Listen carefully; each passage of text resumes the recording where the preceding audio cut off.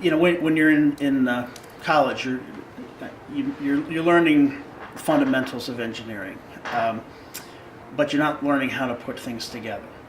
And you need, having knowledge is not the same as having understanding. You have to go out there and experience things.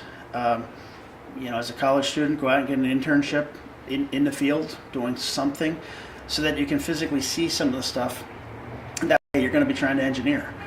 I think one of the biggest deficits that graduating engineers have when they come in, if they don't have some sort of an internship experience, they don't, we're asking them to start detailing projects. How do you put things together when they didn't get that in any of their coursework and they haven't had any summer jobs or internships where they might learn that.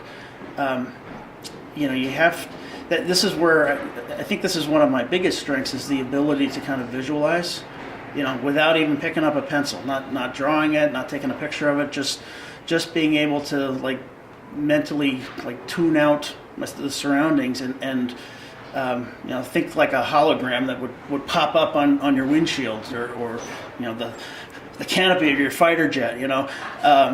It just, you can visualize what something's going to look like, and there's a lot of people that can't do that. I'm sure within the engineering community there's a lot less that can't do that, but for instance, my wife and I redid our kitchen a few years ago, and just trying to pick out what are the cabinets going to be, what are the counters going to be, what are the colors going to be. I got all this stuff in my head. I'm visualizing the whole thing, and she didn't understand it until it was done, and went, "Okay, that's not bad."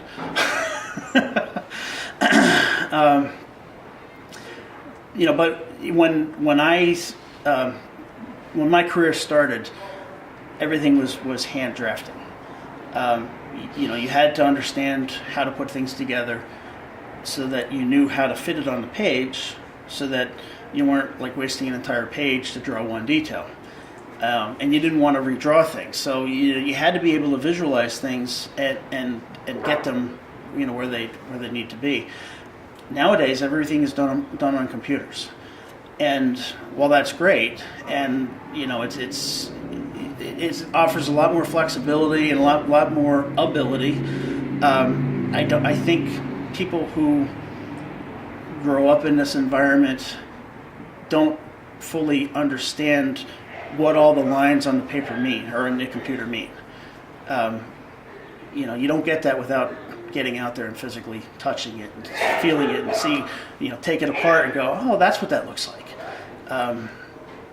That's something that's, I think, very important to, you have to have that understanding and ability to visualize, and you also have to have some, common sense too. When you do an analysis and you get an answer, you have to know if it makes sense.